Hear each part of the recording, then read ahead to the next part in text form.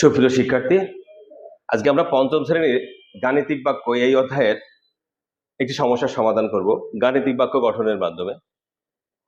এই সমস্যাটির সমাধানের জন্য নির্দেশনা দেওয়া হয়েছে গাণিতিক বাক্য গঠন করি এবং সমাধান করি। তো এসে আমরা কিভাবে গাণিতিক বাক্যের মাধ্যমে সমস্যাটি সমাধান করা যায় আমরা দেখি। তো সমস্যাটি আগে পড়ি। রাজুর বাবা তাদের ডাব গাছ থেকে 25টি ডাব পেড়ে 60 টাকা দরে বিক্রয় করলেন।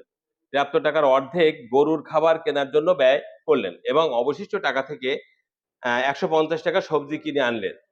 এখন তার কাছে আর কত টাকা অবশিষ্ট থাকলো? তো গাণিতিক বাক্য মাধ্যমে সমস্যার সমাধানের একটা সহজ টেকনিক, এটা আমরা জানি যে গাণিতিক বাক্যের মাধ্যমে সহজে আমরা সমস্যাটি সমাধান করতে পারি।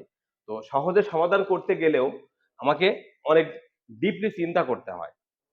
গাণিতিক বাক্যটা গঠন করাটা যতটা সহজ, সমাধানটা আরো সহজ। তো গাণিতিক বাক্যটা গঠন করাটা কঠিন। অর্থাৎ আমরা এই সমস্যাটি পড়ার পরে অনুধাবন করতে হবে যে কিভাবে কাজটা করতে হবে। টোটাল প্ল্যানটা আগে মাথায় নিতে হবে, নেয়ার পরে আমরা গাণিতিক বাক্যটা গঠন করব। এক্ষেত্রে শিক্ষার্থীর গাণিতিক বাক্যের গঠনের মাধ্যমে তার চিন্তনের দক্ষতা বৃদ্ধি পায়। তো আমরা চেষ্টা করব এই অধ্যায়ের সমস্যাগুলো আমরা গাণিতিক বাক্য গঠনের মাধ্যমে সমাধান করার। তো আসো আমরা কিভাবে দেখি গাণিতিক বাক্যের মাধ্যমে এটা সমাধান করা যায়। তো আমাকে চিন্তা করতে হবে যে এই কাজটা আমরা কিভাবে ধাপে ধাপে করব, অর্থাৎ কোন কাজটা আগে করব, তারপরে কোনটা করব এবং কি কি চিহ্ন ব্যবহার করব। রাজুর বাবা তাদের ডাব গাছ থেকে এতটি ডাব পেড়ে 60 টাকা দরে, 60 টাকা দাম মানে একটি ডাবের দাম 60 টাকা, 60 টাকা দরে বিক্রি করলে মোট কত টাকা পেলো সেটা আগে বের করব। সেখান দিয়ে এই মোট টাকা যেটা পেলো তার অর্ধেক টাকা বের করব। তারপরে তার সাথে আবার 150 টাকা যোগ করে আগের টাকা থেকে বিয়োগ করব। অর্থাৎ আমরা গাণিতিক বাক্য গঠন করার পরে তারপরে আমরা বদমাশের সূত্র অথবা আমরা যে সিস্টেমে করি সেই সিস্টেমটা অ্যাপ্লাই করে আমরা করতে পারবো। আসলে সমাধান করি।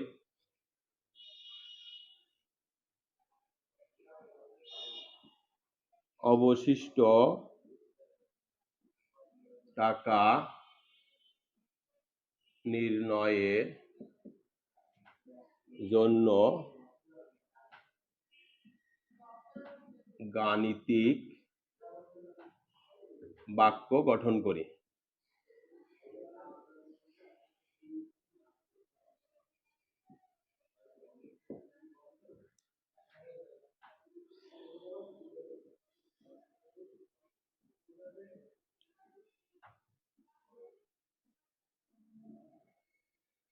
তো আমাদের ফার্স্টে কাজ হচ্ছে মোট টাকা বের করা, অর্থাৎ 25 গুণ 60, এই টাকাটা আগে আমি নির্ণয় করব। এখান দিয়ে আমি টোটাল খরচটা বাদ দিব। টোটাল খরচটা কি? এই মোট টাকা, অর্থাৎ 25 গুণ 60, এই যে টাকাটা, অর্থাৎ মোট যে টাকাটা ডাব বিক্রি করে যে টাকাটা পেলেন এই টাকার অর্ধেক, তার মানে একে 2 দিয়ে ভাগ করলে আমি অর্ধেক, অথবা 1/2 দিয়ে গুণ করতে পারি, 2 দিয়ে ভাগ করতে হবে, অথবা নিচে ভাগও দিতে পারি। তো এই টাকার অর্ধেক, অর্থাৎ এই টাকাটা আমি গরুর খাবার কেনা ব্যয় করলেন। আর আর কোন টাকা? আরো হচ্ছে 150 টাকার সাথে ব্যয় করলেন সবজি কেনার ক্ষেত্রে। এই টাকা থেকে এই টোটাল টাকাটা বাদ দিলেই কিন্তু আমার অবশিষ্ট টাকাটা পেয়ে যাবো। তো এই ক্ষেত্রে আমরা যেহেতু অর্ধেক গরুর খাবার কেনায় ব্যয় করেন, তাহলে বাকি অর্ধেকটা আমি নিয়ে কাজ করতে পারি। অর্থাৎ অর্ধেক যেটা পাবো সেটা হচ্ছে 25 গুণ 60 ভাগ 2। এই টাকা হচ্ছে এই এই টাকাটা হচ্ছে খাবার কেনায় ব্যয় করলেন। এটা আমি আরো এর সাথে মানে খাবার কেনার ব্যয় করার পরে আরো এই অংশটা থেকে গেল, একই অংশ আবার থেকে যায়। খাবার কেনা যদি অর্ধেক ব্যয় করে বাকি অর্ধেক তো তার থেকেই যায়। এর থেকে আবার 150 টাকা বিয়োগ করেও কিন্তু আমি সমস্যাটি সমাধান করতে পারি। এটা কিন্তু এটা তো দেখানো হচ্ছে না যে আমি খাবার কেনা, যদি আমার এক্ষেত্রে অর্ধেক না থেকে আমার 1/3 থাকতো তাহলে কিন্তু এইভাবে করলে আমার সমস্যাটি হতো না। এজন্য আমরা এইভাবে বাক্যটা গঠন করে আমরা সমস্যাটি সমাধান করব। মোট টাকা থেকে যে টাকা খরচ করেছে সেই টাকাটা আমি বাদ দিয়ে দিব। এখন এটা সমাধান করি। আমরা জানি ফার্স্ট ব্র্যাকেটের কাজ আগে, তারপরে বাকি। তো আমরা যেহেতু এখানে গুণ আছে আমরা গুণটা আগে করি। বিয়োগ এখানে 1500 ভাগ 2 যোগ 150। বিয়োগ 750 যোগ 150। 1500 থেকে বিয়োগ করব আমার 900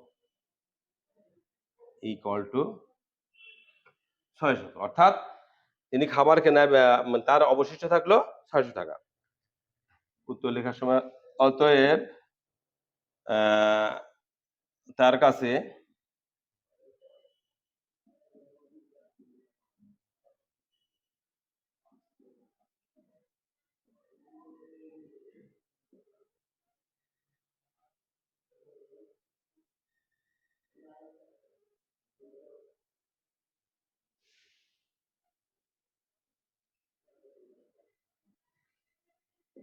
অতএব তার কাছে 600 টাকা অবশিষ্ট থাকলো।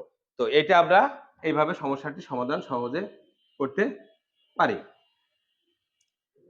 তো আমরা এই গাণিতিক বাক্যের যে অধ্যায়টা আছে, আমরা যারা শিক্ষক আছি তাদের উদ্দেশ্যে বলি, এই গাণিতিক বাক্যের অধ্যায়গুলোর যে সমস্যাগুলো, এটা আমরা চেষ্টা করব যে গাণিতিক বাক্য গঠনের মাধ্যমে সমস্যাটি সমাধান করার। কারণ বইয়ের প্রতিটা উদাহরণই কিন্তু গাণিতিক বাক্যের মাধ্যমে করে দেওয়া আছে। এবং এই গাণিতিক বাক্য গঠনের যে এই যে বাক্যটা গঠন করেছে, এই বাক্যটা গঠনের ক্ষেত্রে তার কিন্তু অনেক চিন্তা করা লেগেছে।